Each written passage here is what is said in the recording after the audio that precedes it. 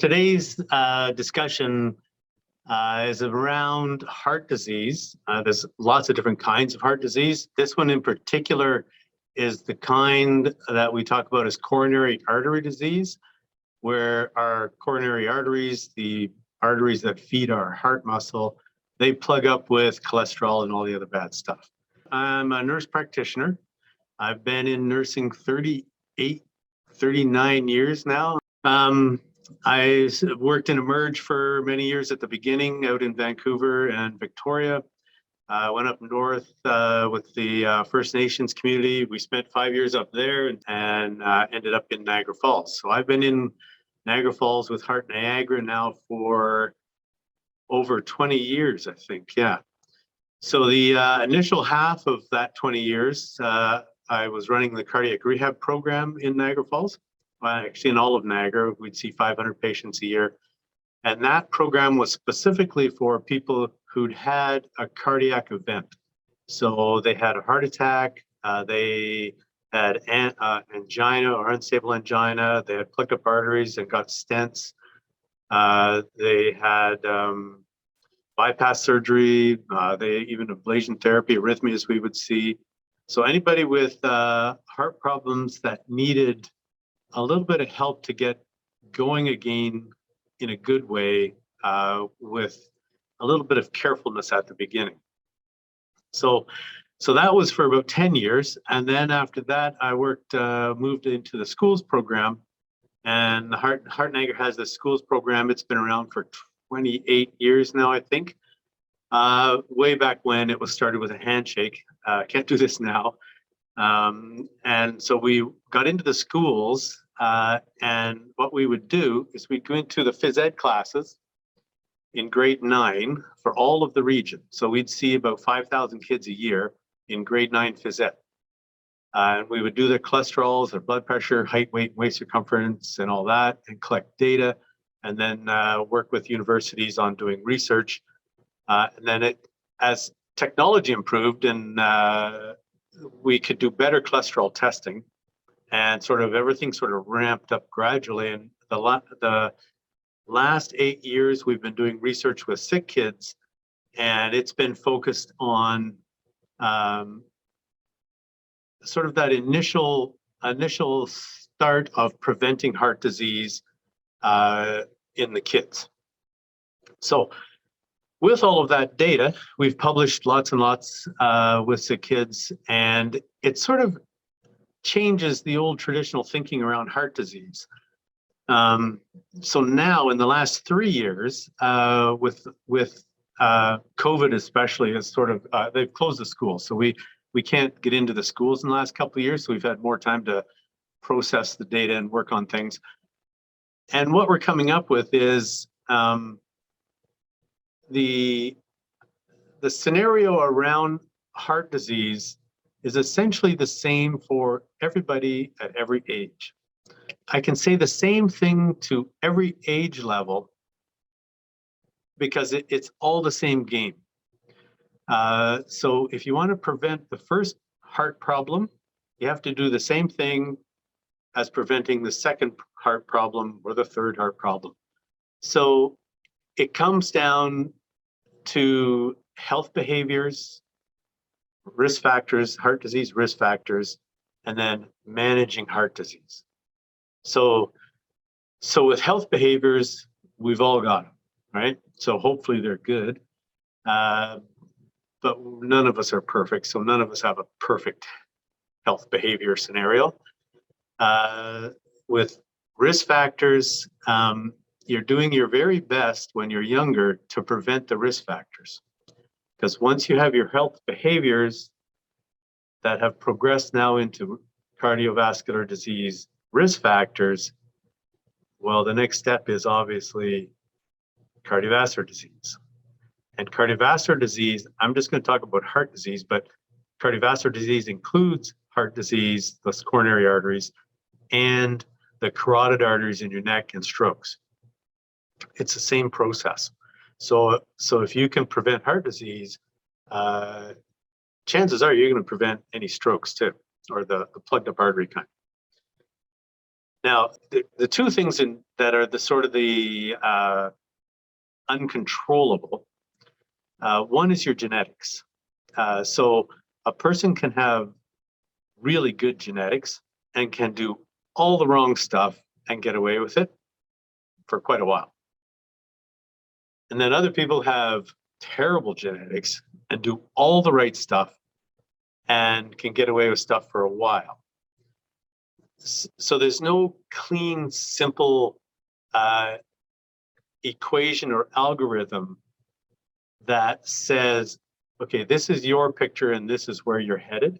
So genetics, in the last 15 years, genetics has come a long way. So gradually we're getting there. So if we could figure out all the genetic stuff, figure out our behaviors, put the two together, and then sort of sequence it, then we could really define where we're going to go over time. So then it comes down to, what are you going to do as an individual so you don't suffer from heart disease? Because nobody wants a heart attack. Nobody wants heart failure. When does this all start? It starts at any point in life. The sooner they start, the better. Okay, so let's talk about health behaviors. There's only 4, right? So there's 4 main health behaviors. If you can control those and do really well with those, then that solves a lot of problems. The no-brainer one is smoking. That's a health behavior. I see 300 plus smokers every year, and the common theme with every smoker, from 20 years old to 95 years old, the common theme is, I smoke because I'm stressed or I'm bored. The nicotine addiction thing, it's out there and you see it written up everywhere. There's just something about the process of smoking and taking a break. Nobody's put a good hard finger on it. So smoking is a behavior. Why do I smoke? I smoke to help cope, pretty much. Now, when you look at it that way, as a health behavior, all these health behaviors are sort of situated in the same part of our brain. So whenever I eat, it's kind of the same as sort of the same scenario and sequencing as smoking. So why do I eat?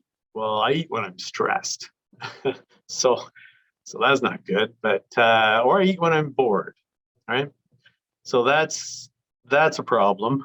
So the eating health behaviors, there's 2 of them. One is eating too much, and the second one is not eating the right stuff. So on the positive side of that definition is, good health behaviors is when I eat enough, or the other one is I eat good food, a good quality food. So if I eat enough good quality food, but not too much, and really limit my bad stuff, I'm getting it right. So that's the food part of heart disease. 2 behaviors, right? I eat enough, but not too much. I eat good stuff and limit my bad stuff as much as possible. And I'm not smoking. So those are 3. The 4th one, the 4th health behavior, everybody knows this one, physical activity. The less physical activity I get, the worse off I am for many things. But heart disease specifically. So how much activity do I need? Everybody's different. And can you get too much activity? Yes, you can. The really intense, off the scale athletes, some of them end up with oversized hearts and heart failure. They don't get plugged up arteries, but they still have heart problems. So it comes back to kind of the same thing around the food thing. So I need enough activity, but not too much. And I need good quality activity, right? So everybody has their own idea of what they're doing, and we all live in our own heads, kind of. And that's I guess just part of our human condition, our human nature. So when it comes down to the health behaviors, We're all different. We all need different things, different levels of food. The same kind of foods are the same for everybody. I need these kind of foods. Everybody needs the same sort of good foods.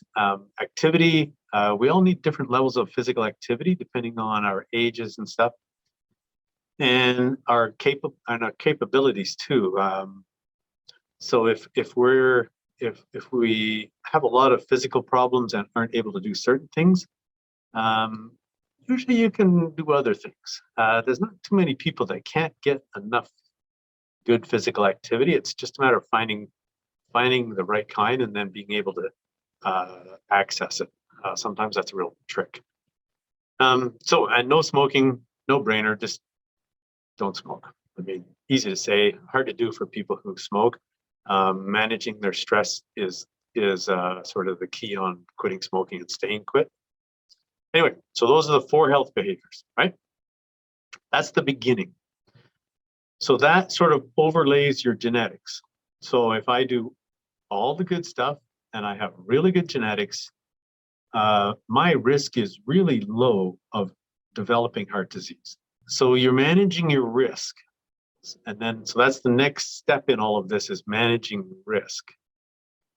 Okay, so I've got my health behaviors. I know what they are. I try to do them every day. I mess up every now and then and do the wrong stuff. But in general, I got it right. My genetics, I can usually figure that out from my grandparents and my parents. If my granddad died when he was 33 from heart disease, that's a big problem. He's definitely got some genetic thing going there. If he died at 75 from heart disease, no, that's probably a behavior thing, not genetics. So the gray area with genetics is sort of in between the 55 and 65 age. So if my dad died when he was 55 from heart disease, we consider that premature in the healthcare system. 65, it's on the cusp. So you always pay attention to that group. But in the guidelines, and all the risk scoring stuff, it's a little different. But you still, when you're looking at people, you add it all up, right? The genetics are a big deal. Your health behaviors are a big deal. And then over time, what happens, right? So if I'm really unlucky, I got all the wrong genetics and I do all the wrong stuff, and now I'm 30, in my early 30s, and I start to develop a lot of risk factors. Now, the sad part of that is when we see the grade 9s, over 85% of those grade 9s already have one risk factor for heart disease. Less than 1% have 5 risk factors for heart disease. The risk factors for heart disease, they start pretty early, depending on, again, on your genetics and your health behaviors. So we'll see, I think it was about little around 11% of grade 9s have 3 or more risk factors for heart disease, which is incredible, right? Now, the risk factors for heart disease, there's 6. That's 6, right? So 2 of these are health behaviors. Smoking is a health behavior, and that's a risk factor for heart disease. And physical activity, inactivity, is a risk factor for heart disease, and that's a health behavior. So right away, you got 2 biggies, right? So those are huge when it comes to heart disease, because they're not only the behavior that gets you early, they're also considered a risk factor. Now, the other modifiable risk factors, so these are risk factors you can change with drugs or behaviors. So it's your weight. So overweight, some of that's genetic for sure. A lot of it is our behavior, how much we eat, what we eat, and physical activity. So weight is a big one, and that's a risk factor for heart disease. Our cholesterols, there's 2 bad cholesterols and 1 good. If you have tons of good cholesterol, it counteracts your bad stuff. So your good cholesterol is the HDL. Your bad cholesterols are the triglycerides and your LDL. So it's cholesterols are another risk factor. Diabetes is a big one. Diabetes is a big one because it's partly genetic often, and it's also got a lot to do with our health behaviors. So you're kind of diabetes. It's a tough one because it's incredibly prevalent. There's a lot of diabetes out there, and it's a big one because it's hard to get a whole handle on, because it requires so much medication, so much health behavior change. So that's three: being overweight, cholesterols, diabetes. Physical activity is again that one of the cardiovascular disease risk factors, heart disease risk factors. High blood pressure is a big one, and smoking, yes, so smoking's the other. So that's 6. So those are the 6 risk factors. Okay, so first you start off with behavior, and then it progresses into risk factors, and then what's next? That's when you start having heart disease. So heart disease is there long before you ever get symptoms, all right?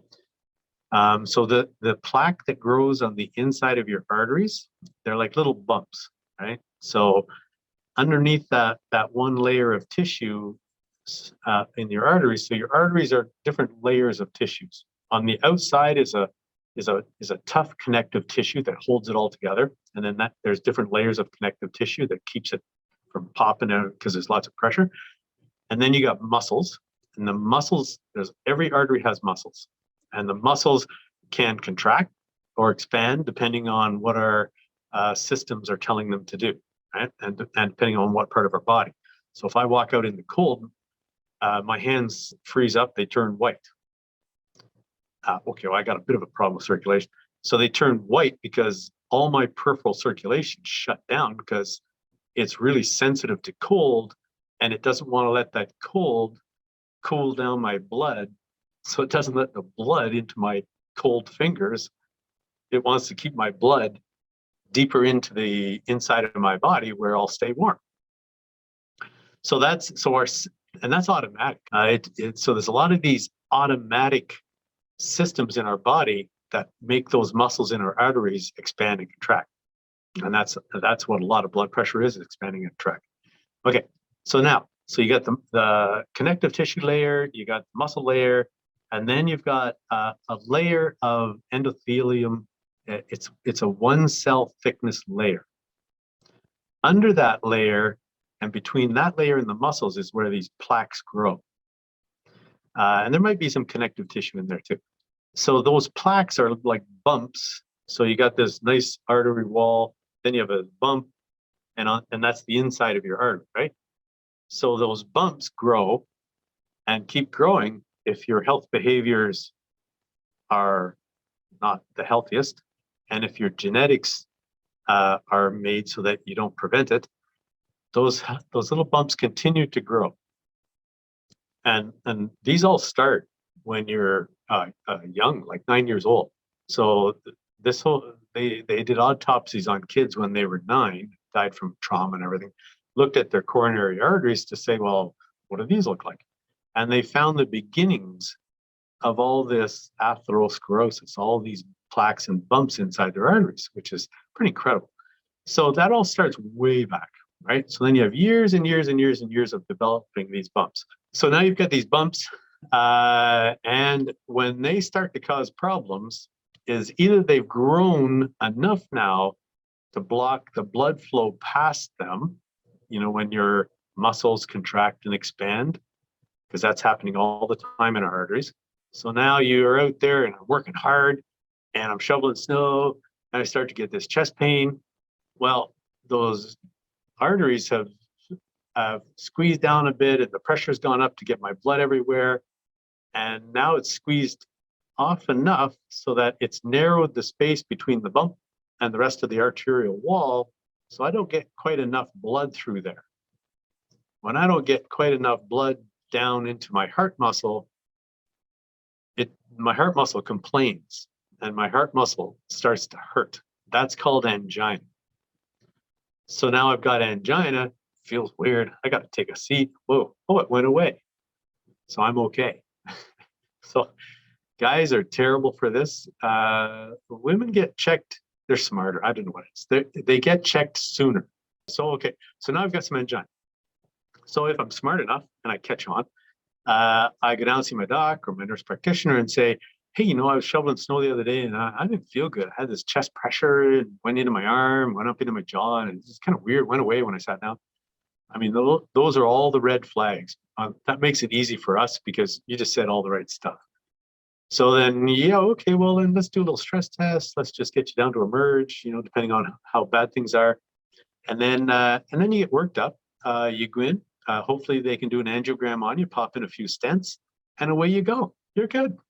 If things are not good and you need bypass surgery, then okay, well, you're now booked for bypass surgery. Probably happen the next few days, and you get it done, and you get home again. You just got a second lease on life there.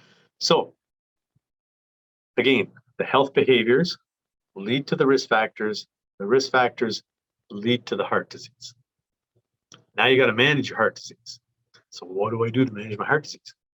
Well, the problem, our system has always never taken it backwards. They've always just looked at heart disease and you have to take these pills and these pills and these pills and these pills.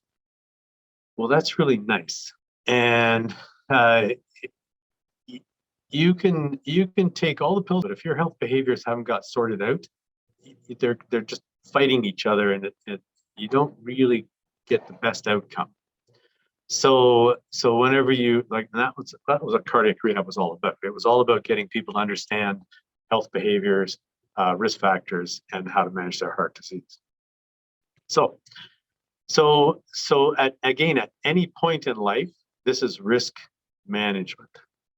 So when I'm 10, when I'm 20, when I'm 30, when I'm 40, when I'm 50, 60, 70, 80, 90, I need to do the same things. I need to manage my risk so I don't end up getting plugged up arteries and a problem, right? Now I've got this, they call it a trajectory, right? So if you're healthy, you're young, life is going really good, you're going on life's trajectory, something bad happens and you get bumped down a bit, but hopefully plateau, but never get back to completely normal again, right? Okay, so when I have heart disease and I don't look after it, okay, now you're on a trajectory and down and down and down, right? You're on the slippery slope. If I can plateau though, do all the health behaviors correctly, look after my risk factors, then I'm gonna do pretty good. These people I used to see in cardiac rehab who had major problems, I still see them in grocery stores, the ones that got it right. So it's absolutely amazing how much power the health behaviors have. And those health behaviors control your risk factors and heart disease. That's why they're so important. When you're at any age working and getting it right at the basic level of health behaviors, don't smoke, eat good food, don't overeat, and get physical activity. My age, I need 30 minutes a day every day, where I don't have to get short of breath. I don't have to go be an athlete and crazy, but I got to get to a point where I'm breathing a little bit more than what I would if I was just taking an easy walk, right? So when you breathe a little bit extra hard, that means you're working your heart, right? You're working your heart and your lungs. But getting short of breath really bad, that's too much, and we don't really, that's not promoted. But getting a little bit out of breath, just a little bit, is great. So the summary, right? So that's the health behaviors.